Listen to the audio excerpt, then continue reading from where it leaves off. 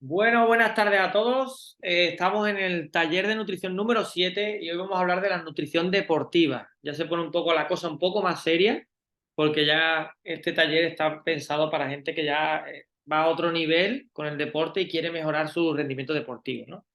Así que vamos allá, vamos a hablar de la nutrición deportiva y lo primero que tenemos que tener en cuenta es que la nutrición deportiva está pensada para las necesidades nutricionales que podemos tener en el deporte, ¿vale? Vamos a hablar de unos conceptos básicos de nutrición, una nutrición aplicada al rendimiento deportivo y vamos a hablar de las claves de la correcta suplementación, ¿vale? Entonces, vamos a empezar con las necesidades de la nutrición. Nuestro organismo necesita unas cantidades de nutrientes diarias para el funcionamiento correcto y saludable. Cuando hacemos deporte, quemamos nutrientes o los eliminamos y tenemos que absorberlos en los alimentos, ¿no? Entonces, ¿es posible cubrir esas necesidades con los alimentos de hoy en día? Pregunta que debes hacerte. Incluso eligiendo alimentos saludables como fruta, verdura, hortalizas, etcétera. Bueno, también otra pregunta que te hago es, ¿nos aportan esos alimentos los nutrientes necesarios? Porque es que antiguamente, hace 20 años, yo te entiendo de que tú comiendo, por ejemplo, un plátano, pues te recuperaba con el potasio, es decir, el potasio te daba esa absorción perfecta, tenía unas cantidades adecuadas para recuperar ese potasio que quemamos cuando hacemos ejercicio, ¿no? Pero hoy día el plátano tiene la misma cantidad de potasio que hace 20 o 30 años. Tengo que decirte, por desgracia, que no. Los alimentos que comemos hoy día han bajado mucho la calidad nutritiva y por eso todos los deportistas buscan suplementos, ¿no? A partir de ahí, aquí tenemos una planilla que te explica el déficit de nutrientes que tenemos en los alimentos. Ahí tenemos los plátanos, por ejemplo, la bajada de un 23% en magnesio, un 79% en ácido fólico y un 12% en calcio. Y estamos hablando de que estos datos son de 2002, cuando ya estamos en 2023. Es que es una pasada, ¿no? Ahí tienen las fresas con vitamina C y calcio, también una reducción del 87% de vitamina C en las fresas, que es una barbaridad, y así con todos los alimentos. Si tú crees que estos alimentos han bajado, imagínate cómo habrá bajado la calidad nutritiva de los alimentos de la comida basura que hoy come tantísimas personas, ¿no? Entonces, cuando alguien me dice a mí, Paco, es que yo me siento muy cansado y yo tengo que tomar Red Bull, café o tengo que tomar estimulantes. Claro, es normal que tengas que tomar estimulantes si no tienen nutrientes en los alimentos. Por eso, hoy día, lo que tenemos que buscar no son estimulantes, lo que tenemos que buscar son nutrientes. Y eso está en los alimentos y está también en los suplementos. Así que por eso los deportistas de élite toman suplementos a diario, ¿no? Y si sacamos conclusiones, una buena actividad física, una buena hidratación o una buena alimentación complementada con una suplementación adecuada, pues vas a tener más resultados y vas a tener más energía, ¿no? Y nos dice aquí, el deporte supone mayor gasto calórico y desgaste para el organismo. Por lo tanto, las necesidades nutricionales serán mayores. A partir de ahí, la ciencia de la nutrición deportiva es compleja y confusa, pero se puede resumir en alimentación, realimentación, reparación, recuperación e hidratación. Y vamos a hablar de cada uno de estos puntos durante las próximas diapositivas para que entiendan mejor cómo funcionan, ¿no? Lo primero es que tenemos que tener unas claves del rendimiento deportivo. ¿Cuáles son? La primera es las condiciones genéticas. Hay gente que va a construir más masa muscular dependiendo del morfotipo o la raza que tenga, o si es de una raza o de otra, ¿no?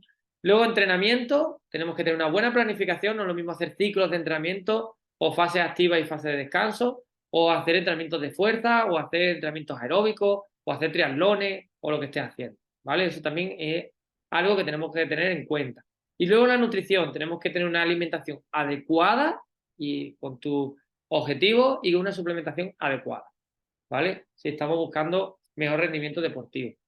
Entonces, a partir de ahí tenemos que saber para qué nutrientes tenemos que consumir y los primeros nutrientes son los macronutrientes. Hay unos nutrientes que se llaman macronutrientes, que son las proteínas, la grasa, los carbohidratos y la fibra. Esos son los macronutrientes que tenemos que consumir a diario y que van en porciones un poco más grandes, ¿vale? Y luego están los micronutrientes, que no es que coman menos, sino que están en una forma medida más pequeña, ¿no? Como las vitaminas y los minerales, y entre ellos pues tenemos un montón de vitaminas, como la vitamina A, la vitamina C, la vitamina B6, B12, etcétera, etcétera. Y un montón de minerales, ¿no? Y luego también están los oligoelementos y el agua. ¿Dónde encontramos los oligoelementos? En los vegetales, ¿vale? Y la hidratación.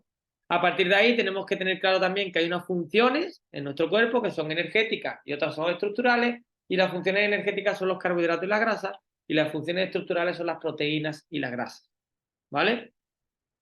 Por cierto, en energética también tenemos las proteínas, porque todas nos dan energía. Por ejemplo, los hidratos de carbono nos dan 4 kilocalorías por gramo, al igual que la proteína, y la grasa nos dan 9 kilocalorías por gramo. Por eso hay que consumir más hidratos y proteínas y menos grasas, ¿vale? Pero siempre buscando la grasa saludable, omega 3, omega 6 y otros tipos, ¿no? Y luego están las estructurales, que son las proteínas y las grasas. Las proteínas nos construyen músculos y las grasas lo que nos construye es volumen. Entonces, ¿qué tenemos que comer más? Más proteína para construir masa muscular y reducir un poco la grasa, que también es estructural, ¿no? A partir de ahí, la alimentación que tenemos que tener, como decíamos antes, vamos a resumir todos esos puntos. El primero es la alimentación, ¿no? Primero tenemos que tener claro para qué sirven los carbohidratos. Es combustible al instante, ¿vale? Lo almacenamos como glucógeno para los músculos y es un depósito de combustible, es como la gasolina de nuestro cuerpo, ¿vale? Luego hay unas grasas que son combustible en reserva, que recurrimos a estas cuando partimos de entrenamiento o de eventos de resistencia, ¿vale? A partir de los 18 a 20 minutos. ¿Cuándo empezamos a quemar grasa? A partir de los 18 a 20 minutos de entrenamiento. Por eso hay que estar entrenando durante media hora, 40 minutos, 45 o una hora, ¿vale? Para llegar a esa quema de grasa, esa quema de combustible. A partir de ahí hablamos de la realimentación, que es qué tenemos que consumir en el cuerpo a diario, justo después para recuperar esos alimentos. Pues tenemos que consumir carbohidratos más proteínas y, como decíamos, los carbohidratos una recarga de combustible y la proteína una reconstrucción muscular. Y nos dice aquí, el potencial máximo de reposición de glucógeno se produce en los 30 minutos posteriores al ejercicio. Es decir, ¿cuándo vamos a absorber más glucógeno en nuestro cuerpo para que nuestros músculos puedan hacer bien su crecimiento? Máximo 30 minutos después del entrenamiento. Es decir, hay una cosa que se llama ventana metabólica y en esos 30 minutos tú tienes que darle los máximos nutrientes a nuestro cuerpo, como son las proteínas, los carbohidratos y vitaminas y minerales. A partir de ahí también tenemos durante este tiempo nuestros músculos, depósitos de combustible, son más receptivos a la recepción. Es decir, si comemos proteínas, el músculo va a absorber más cantidad de proteína que si lo hacemos 2 horas después o 1 hora y media después en ciertos alimentos, ¿no? A partir de ahí tenemos una reparación y esa reparación se produce con la proteína, que es lo que estábamos hablando ahora, ¿no? Cada actividad de la vida daña las células de los músculos. Evidentemente, cuanto más intensa sea la actividad, más daño se produce. Esto es lo que llamamos agujetas. Cuando tú tienes agujetas, tú tienes que estar contento. Hay gente que cuando tiene agujetas se frustra. Ay, que tengo muchos dolores, esto yo me he lastimado, me he hecho daño, seguro, esto no puede ser bueno. Y la gente llega a la frustración y al día siguiente no entrena. Yo te recomiendo que si tienes agujeta, vaya al siguiente día a entrenar, porque ese día lo que vas a hacer es mandarle más sangre a esas molestias que tienes. Y eso te va a ayudar a reponer mejor todas esas proteínas y toda esa hidratación, ¿no? Y los deportistas deben mantener su masa muscular a nivel óptimo para poder almacenar el glucógeno. Aquí tengo que hacerte entender que cuando tú haces dieta y cuando estás controlando peso, tienes que perder grasa, no proteína. Porque si tú pierdes proteína y pierdes masa muscular, perdón, no es que tengas que perder grasa y proteína, tienes que perder grasa y tienes que mantener tu músculo, que eso lo hacemos con la proteína, es lo que quería decir. Entonces, si nosotros perdemos músculo, vamos a hacer un metabolismo más lento. Tenemos que hacer una buena reparación de proteínas justo después del entrenamiento. Cuando la gente toma recuperadores después de entrenar, es porque es una forma sencilla y práctica para darle al cuerpo lo que necesita y además viene en modo líquido para tener una mayor absorción en los nutrientes de nuestro cuerpo. Por eso se recomienda después del entrenamiento tomar un suplemento que te ayude a la recuperación muscular. A partir de ahí, en esa recuperación, tenemos también los radicales libres, que lo que hacen es darle la oxidación celular que necesita nuestro cuerpo y los atletas generan gran cantidad de radicales libres de varias maneras. Una de ellas es simplemente respirando mucho más oxígeno que una persona no activa y otra es minimizando la producción de los radicales libres, se reduce el plazo de recuperación entre entrenamientos. Esta reducción puede acelerar los mecanismos de eliminación del ácido láctico, es decir, todo ese ácido láctico que va al músculo, y luego reducir la degradación de las fibras musculares. Es decir, ayuda a que las fibras musculares no se rompan con tan facilidad, sino que si se rompen, se recuperen antes, ¿no? Y aumenta la ralentización del glucógeno en sangre.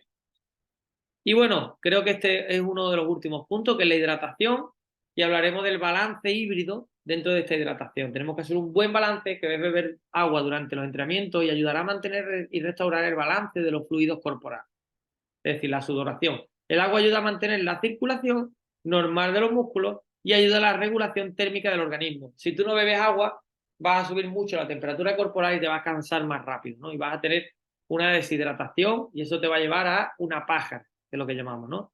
Y ya por último, tenemos que hablar del calentamiento y del estiramiento y siempre, siempre, siempre, antes y después de los entrenamientos, hay que calentar y hay que estirar para ayudar al cuerpo en el proceso de recuperación y reparación, redirigiendo así el ácido láctico a otras zonas del cuerpo para ser reutilizado lejos de donde estén los músculos trabajados.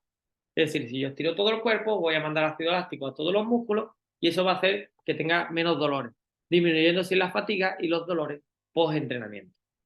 Así que en resumen, nuestro cuerpo es una máquina, chicos, y como tal necesita alimentarse, realimentarse, una buena reparación con suplementación, una buena recuperación y una buena hidratación.